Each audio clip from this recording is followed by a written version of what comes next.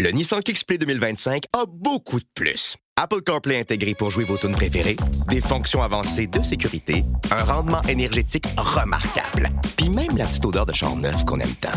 Tout ça en plus pour moins. Le Nissan Kick Play 2025 est le véhicule neuf le plus abordable au Québec. Achetez-le à partir de seulement 22 774 $, incluant un rabais à l'achat comptant de 2 600 $. Profitez de cette offre avantageuse chez votre concessionnaire dès maintenant. Jusqu'au 2 mars, des conditions s'appliquent. Détails chez Nissan. Remember the headlines from a couple of weeks ago? Anna Gainey, daughter of Habs legend Bob Gainey, is going to seek the seat left open when Mark Garneau resigned from politics. When Mark Garneau said he was quitting politics, that was going to leave the Notre-Dame-de-Grâce Westmount riding up for grabs in a by-election sooner than later. So that happens, and then there's these headlines, right, that Anna Gainey would run it. Anna Gainey, by the way, played an important role in Justin Trudeau's run for the Liberal leadership in 2012. And I got to be honest, I've seen headlines describing Anna Gainey as Justin Trudeau's confidant. And certainly it seemed like perhaps it's like a fait accompli that Anna Gainey is going to get this nomination when the riding decides, when the Liberal Party in this riding decides who the nominee should be. Well, let's just hold on for 1 second, because along with those headlines 2 weeks ago, we heard from others who said this: not so fast. Fred Headon is also running for this nomination within the Liberal Party. He's a vice president and general counsel of Air Canada, and he also wants a shot at this, and he joins us on the line. Mr. Headon, welcome to the program. Good morning, Elias. Pleasure to be here. Let me ask you this. When those headlines came out a couple of weeks ago, and a lot of the headlines were formulated in the sense like fait accompli, she will be the nominee for the Liberals here. What was going through your mind? Well, you can't let the headlines dictate where you go in politics. I knew that this was an opportunity where I had something to contribute. I feel that I could be a strong candidate for the party at a time when the community needs some strong representation, when the party needs some renewal. And so I was certainly not daunted by those. I've been getting great support in the community for my candidacy. And so we just plodded on. What is the timeline here, by the way? Because we don't have a by-election called yet, correct? That's correct. So what is the timeline here to even find out who the nominee will be for the Liberals? Mm-hmm.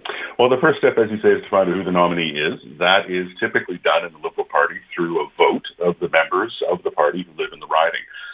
The meeting where that vote will happen has also not yet been called.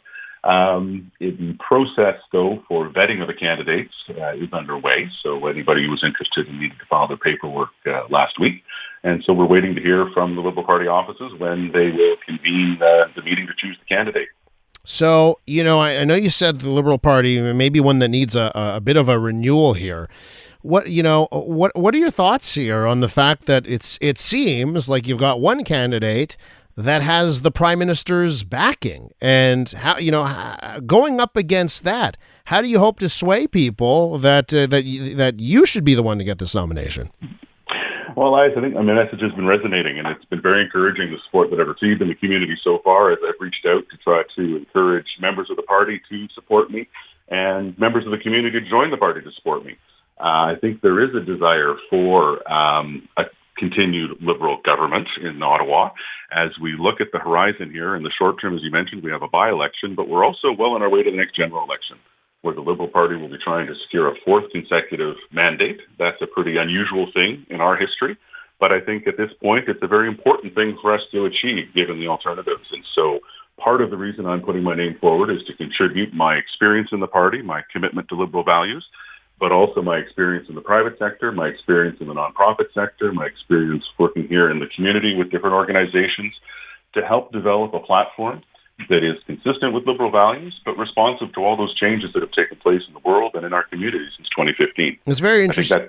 It's very interesting how names go back and forth in all of this. In 2012, when Justin Trudeau ran for the leadership of the Liberals, he ran against Mark Garneau, right? Mm-hmm. who ended up, of course, being the MP for NDG Westmount for many years.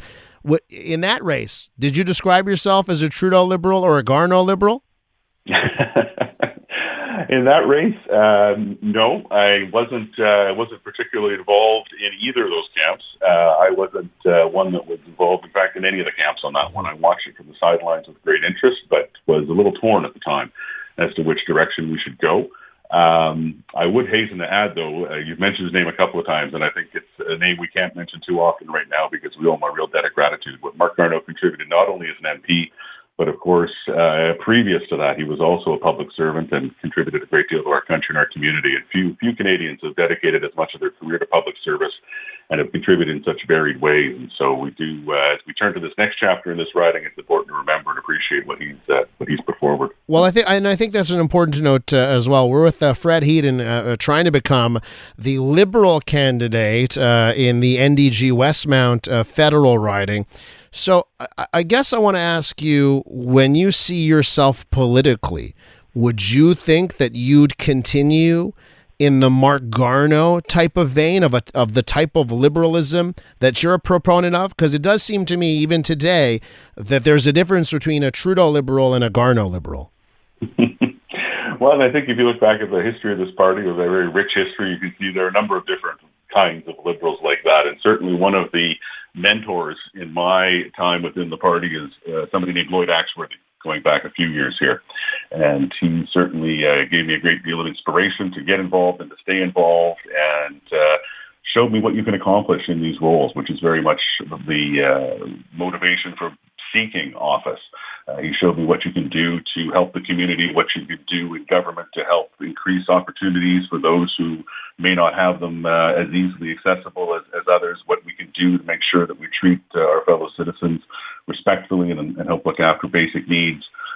He's somebody who I consider to be my mentor on these things, and somebody from whom I've learned an awful lot, and I'll carry those lessons into this campaign, and I hope into an office as a member of Parliament. Well, what do you think? What's your calling card here for the people that live in Notre-Dame-de-Grâce, Westmount, who may be part of this process to decide who the nominee is for the Liberals? A lot of people would say, by the way, this is the more difficult race. many elections, the more difficult race is getting the nomination for the Liberals, not actually running in the general election. What would be your case to the people in NDG Westmount that they should go with you over some people who've got name and connections? Well, you raise an important point, I think, which is we do need to keep our eyes on here on what the ultimate objective of the nomination process is, which is to pick the strongest candidate to represent the party. It can be risky for a governing party in a by-election, though this has long been a safe Liberal riding, and I'm confident we'll be able to hold it.